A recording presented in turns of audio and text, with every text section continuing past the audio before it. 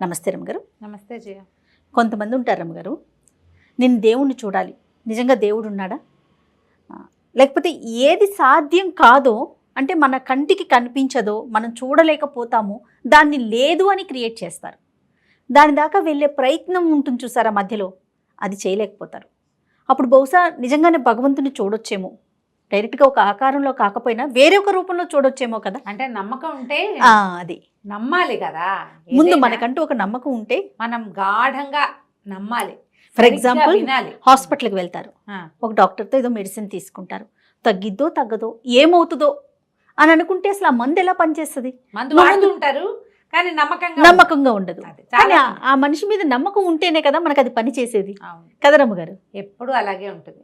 మనం ఏదైనా విషయం చెప్పేటప్పుడు మనం ఎంత గాఢంగా దాన్ని నమ్ముతున్నాం అనే దాన్ని బట్టి. ఇప్పుడు భగవంతుడి కథలు చెప్తాం, వింటారు, మనమే చెప్తాం. అవును, చెప్పేవాడికి ఒక నమ్మిక ఉండాలా? వినేవాడు నమ్మకంతో వింటాడు, విన్నవాడు నమ్మకంతో వింటాడు. అవును, వాడు దాన్ని చూడగలుగుతాడు. చెప్పేవాడికి కూడా ఆ నమ్మకం ఉండాలి. కొన్ని భక్తి కథలు, పారమార్థ కథలు భలే విచిత్రంగా ఉంటాయి జయ. పూర్వం అంటే మధురలో, మధురా నగరం అంటే ఎక్కడ, బృందావనం మధుర, అక్కడ మధురలో ఒక సంపన్నుడి ఇంట్లో ఏకాదశి నాడు కథాకాలక్షేపం జరుగుతుందట. కథాకాలక్షేపం అంటే ఏకాదశి నాడు రాత్రి తెల్లవార్లు మెలకుగా ఉండాలి. అయితే ఆ పూట ఒక ఆయన భాగవతం చెప్తున్నారు, భాగవత గాథలు. అయితే అదే సమయానికి ఇంతమంది సంపన్న గృహస్థు, ఇంట్లో ఇల్లంతా వెలుగు, చాలా మంది జనాలు చేత బయట బళ్ళు గిళ్ళు ఉండేసరికి ఒక దొంగవాడు, భగత్ అతని పేరు, ఆ భగతుడు అనే దొంగ ఆ ఇంట్లోకి ప్రవేశించాడు. ప్రజలంతా చాలా ఉత్సుకతతోటి తదేక ధ్యానంతో భాగవత కథలు వింటున్నారు. ఈ దొంగవాడు వస్తువులు ఏమేమినే సంగ్రహం చేయటం కోసం చూస్తూ వాడు కూడా ఈ కథ విన్నాడు. ఆ కథలో ఆయన ఏం చెప్తున్నాడు, యశోదాదేవి పిల్లలిద్దరిని నిద్ర లేపింది. ఒకడు నల్లవాడు, ఒకడు ఎర్రవాడు. నిద్ర లేపింది. అక్కడి నుంచి బాలకులంతా వచ్చారు. గోపబాలుడంతా చక్కగా తయారయ్యి చద్దెన్నాలు పట్టుకుని వాళ్ళకి తగిన నగలు ధరించి అందంగా అలంకరించుకుని గోవులు తోలుకుంటూ కృష్ణుణ్ణి బలరాముణ్ణి పిలుస్తున్నారు. రండి రండి, మీరు రాకపోతే దేవాలయం గోవులు నడవ్వు, కృష్ణ నువ్వు రాకపోతే ఎట్లా, నువ్వు మురళి పోదకపోతే కుదరదు, ఏది నీ సువర్ణ మురళి ఎక్కడుంది తీసుకురా అని పిలుస్తున్నారు. పిలుస్తుంటే యశోదాదేవి పిల్లలిద్దరిని లేవదీసింది, అక్కడి నుంచి స్నానాలు చేయించింది. ఆ తర్వాత చక్కగా చేరుకో పంచ కట్టించింది, పట్టు పంచలు కట్టింది, మెడ నిండా నగలు, తర్వాత ఏమో కొప్పున ఒక ఇది చుట్టి నెమలి కన్ను పెట్టి ముత్యాల సరాలు వెళ్లాడేసింది. దగాయమానంగా ఉన్న నగలతోటి కృష్ణుడు బలరాముడు వెలిగిపోతున్నారు. వెలిగిపోతున్న ఇద్దరు, బంగారు మురళి తీసుకున్న కృష్ణుడు, బంగారు పొన్నుకర్ర ధరించిన బలరాముడు చక్కగా గోవులు తోలుకుని వెళ్తున్నారు బృందావనం వైపు. ఈ దొంగ అంతా వింటున్నాడు. వాడికి బంగారం బంగారం బంగారం వినిపిస్తున్నాడు, అనర్ఘరత్నాలతో ఉన్న వస్తువులు.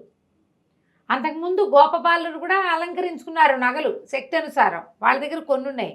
వీళ్ళమ్మే వాడికో పట్టుపంచ వీడికో పట్టుపంచ కట్టింది. పట్టుపంచలు కట్టగలిగే అంటే నగలుంటాయి వాళ్ళ ఇంట్లో. అవును కదా కదా. పైగా వీళ్ళు ఏమైనా పెళ్ళికి వెళ్తారా, పేరెంటానికి వెళ్తున్నారా? గోవులు గాయడానికి వెళ్తున్న పిల్లలకి పంచలు కట్టి పట్టుపంచలు కట్టిందంటే నగలు మంచివి, బోళ్ళు నగలున్నాయని చెప్తున్నాడు, ఆభరణాలు ఇన్ని ధరించారని చెప్తున్నాడు.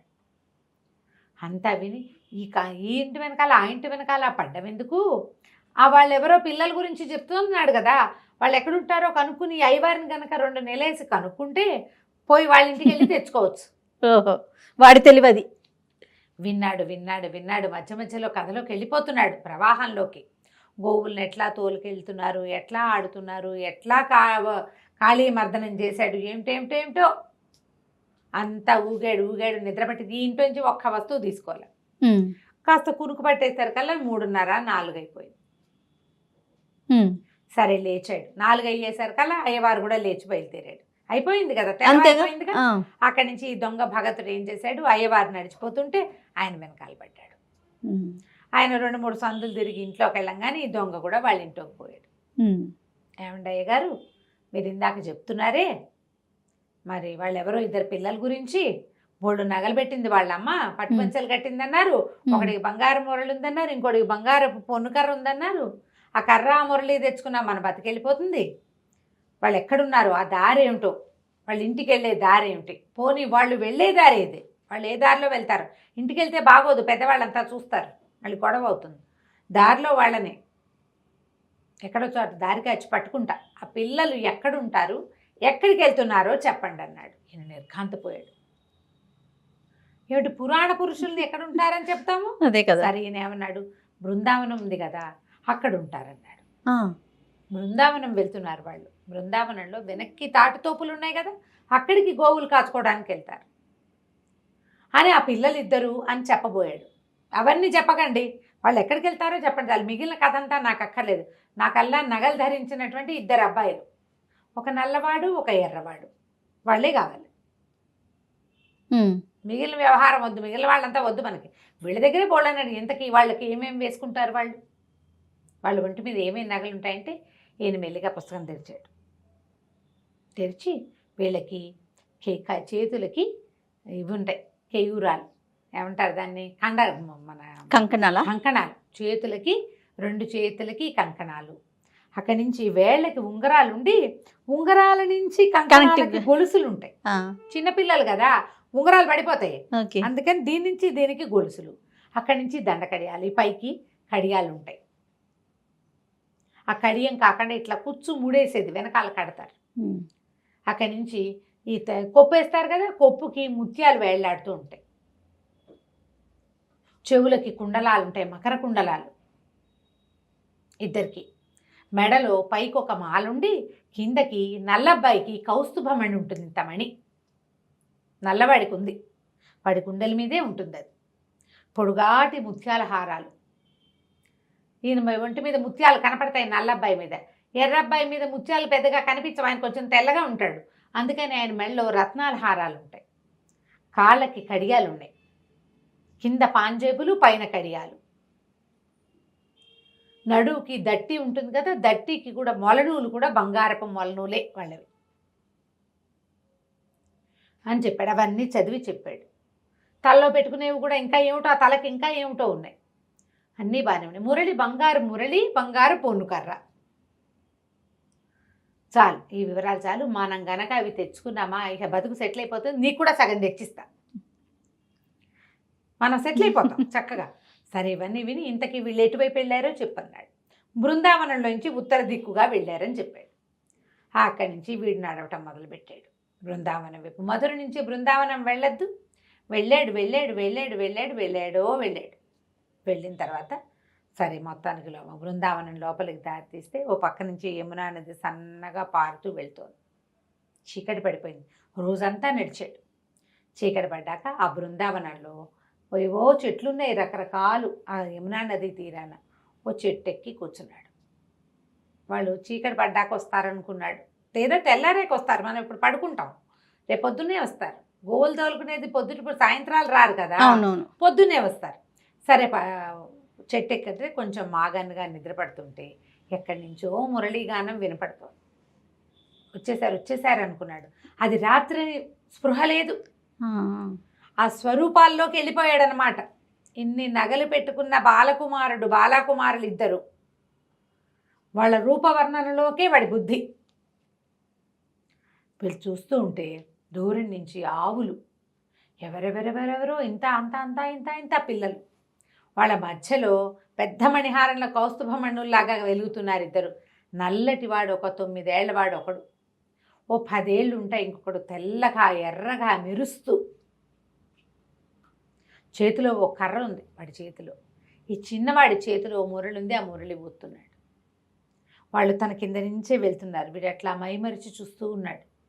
చూస్తుంటే ఆభరణాలు కనపడుతున్నాయి, ముత్యాల హారాలు, వజ్రాలు, ఏమిటో బంగారం, చెవులకేవో కుండలాలు, ఉంగరాలు, కంకణాలు, కడియాలు. నడుస్తుంటే గల్లు గల్లు గల్లుమని పాదాల చప్పుడు వినపడుతోంది. మురళి, దానికి వాయిద్య ఘోష పక్కనున్న తాళంలాగా అవి, ఆవుల గిట్టలు, గోధూళి, ఏమిటో కిలకిలమని నవ్వులు. ఇక అసలు ఒక మైమరిచిపోయాడనమాట. వచ్చేస్తున్నాయి దగ్గరికి. బాగా దగ్గరికి వచ్చాక చెట్టు మించి దూకాడు. దూకి ఆపాడు. ఏ అబ్బాయిలు మీ ఒంటి మీద ఉన్న నగలు ఇవ్వండి. మేము ఎందుకు ఇవ్వాలి, మేము ఇవ్వమన్నాడు నల్లవాడు. ఇవ్వమన్నాడు. మా నగలు నీకెందుకు అన్నాడు. కాదు నాకు కావాలి, నగలు కావాల్సిందే, ఇవ్వం, ఏం చేస్తామన్నాడు.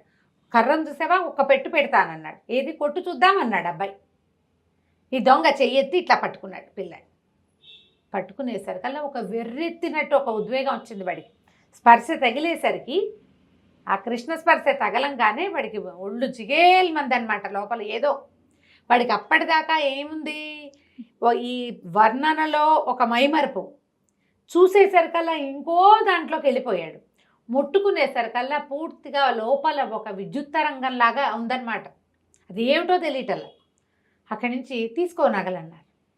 ఇవన్నీ ఎట్లా పట్టుకెళ్ళను నేను అంటే, ఇదిగో పై బట్టని ఏం చేశాడు, దుప్పటి ఉంది వాళ్ళ భుజాల మీద, ఎక్కడైనా పరుచుకుని కూర్చోవటం కోసం కమ్మళ్ళు వేసుకొస్తారు, ఒక దుప్పటి లాంటిది, ఓ దుప్పటి పరిచారు. మొత్తం ఇద్దరు నగలన్నీ తీసి అందులో పోసారు. పొన్ను కర్ర, ఇంత పెద్ద కర్ర కాదు అది, కొంచెం అంతుంది, చేపాటి కర్ర, అదిలించటానికి బంగార పొన్నుంది దానికి.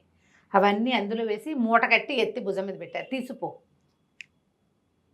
వాడు ఆ నగల మూట పుచ్చుకుని వాళ్ళిద్దరికి వేసి అలా తెల్లమొహం వేసి చూస్తూ నడుచుకుంటూ వచ్చేసాడు. నగలు వాడికి కావాల్సింది. నడిచి నడిచి నడిచి నడిచి ఈ భాగవతుడి ఇంటికి వెళ్ళాడు. మర్నాడు ఇది ఇవాళ రాత్రి మాట్లాడాడు. తెల్లవార్లు నడిచి ఆ రాత్రికి వెళ్ళని చూశాడు. మళ్ళీ తెల్లవార్లు నడిచి కాస్త అటు ఇటుగా చీకటి పడుతుండగా అక్కడికి వెళ్ళాడు. వెళ్ళి ఆ నగలు చూపించాడు ఆయనకి. నిర్ఘాంతపోయాడు ఆయన. ఏమిటి, నల్లవాడిని తెల్లవాడిని నువ్వు చూసావా అంటే, చూశాను. ఇంతంత పిల్లలు, భలే అందగాళ్ళు, వాడి కన్నే కన్ను, వాడి నవ్వే నవ్వు, వాడి రూపే రూపు, ఇంతే ఉన్నారు. నువ్వు చెప్పినట్టే అవే నగలు. ఇదిగో పోనీ వీడు చూడలేదంటానికి నగలు కనపడుతున్నాయి సాక్ష్యం. బంగారపు మురళి, మిగిలిన వస్తువులు ఎవరి దగ్గర ఉంటాయి, ఒక మణి, అవి ఎంత ఖరీదు ఉంటాయని మొదట అడిగితే ఆయన కోట్లు చేస్తాయన్నాడు. అవన్నీ దగదగలాడుతూ కనపడుతున్నాయి. ఏది ముట్టుకున్నా ఒళ్ళు జల్లు జల్లు మనిపోతుంది. కాంతిపోయాడు. ఇవే మనకు కావాల్సింది, దీన్నేం చేసుకుంటా, ఇవెందుకు బాబు, నీకు ఇవి ఇచ్చిన వాళ్ళు ఎవరినో నాకు చూపిస్తావా అన్నాడు. నువ్వే కదుటయ్యా చెప్పావు అన్నాడు. నేను చెప్పా కానీ నేను ఎప్పుడు చూడలా, పుస్తకంలోనే చూసా, నిజంగా నేను చూడలేదు, నన్ను కూడా తీసుకెళ్ళాను. సరే పదన్న.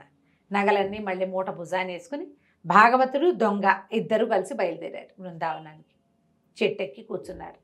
ఇదిగో వస్తారు, అదిగో వస్తారు, అదిగో వస్తారు అన్నాడు. గంటలు గడిచాయి. అదిగో వచ్చేసారు అన్నాడు. వచ్చారు, వీడు కనపడ్డే. భాగవతుడికి ఏమీ కనిపించట్లా, దొంగకే కనిపిస్తున్నారు. అక్కడి నుంచి బాబు మళ్ళీ ఎందుకు వచ్చావు అని అడిగాడు నల్లవాడు. అడిగితే, నేను భాగవతుడిని తీసుకొచ్చాను, ఆయనకి చూపించడానికి వచ్చాను, నీ నగలు నువ్వే తీసుకో, నాకొద్దు, నగలు తీసుకో, నాకు అక్కర్లేదు, చూస్తే చాలన్నాడు ఆయన. నేను నిన్ను చూసా కదా, నేను నిన్ను చూశానడానికి సాక్ష్యంగా నగలు కూడా చూపించా కదా, నాకు అదే చాలు, మీ నగలు మీరు తీసుకోండి అని ఒక్కో వస్తువు ఎత్తి మెళ్ళో పెట్టాడు పిల్లలిద్దరికి. ఆ మురళి అబ్బాయి చేతికిచ్చి ఆ కర్ర పెద్ద అబ్బాయి చేతికిచ్చాడు. ఈ లోపల గోల్మని ఏడ్చాడు భాగవతోత్తముడు. నాకేమీ కనిపించట్లేదు, నేను ఎవరిని చూడలేకపోతున్నా, నువ్వెవరితో మాట్లాడుతున్నావో నాకు తెలియటం లేదు అని. పాపం ఈ దొంగ అడిగాడు, నువ్వు కనిపించట్లేదుట అంటే, సరే నా చేయి పట్టుకుని నువ్వు ఓ భాగవతుడు చేయి పట్టుకో అని చెప్పాడు కృష్ణుడు. పిల్లవాడి చేయి పుచ్చుకున్నాడు దొంగ. వాడిలోంచి ఒక అనంత విద్యుత్ ప్రవాహం ఆ భాగవతుడి చేతిలోకి వెళ్ళింది.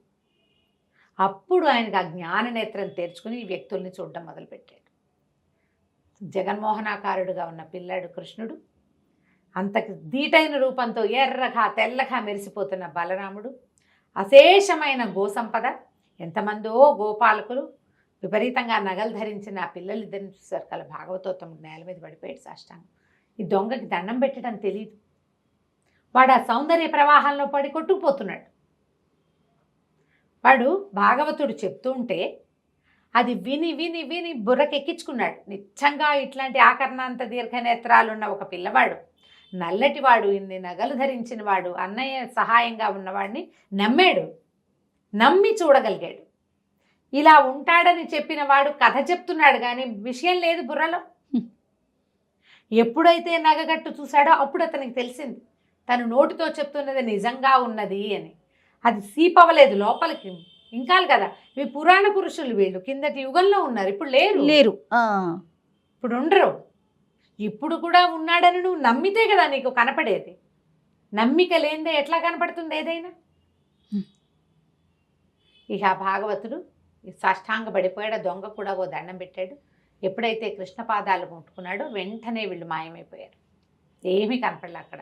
ఇద్దరు నడిచొచ్చారు.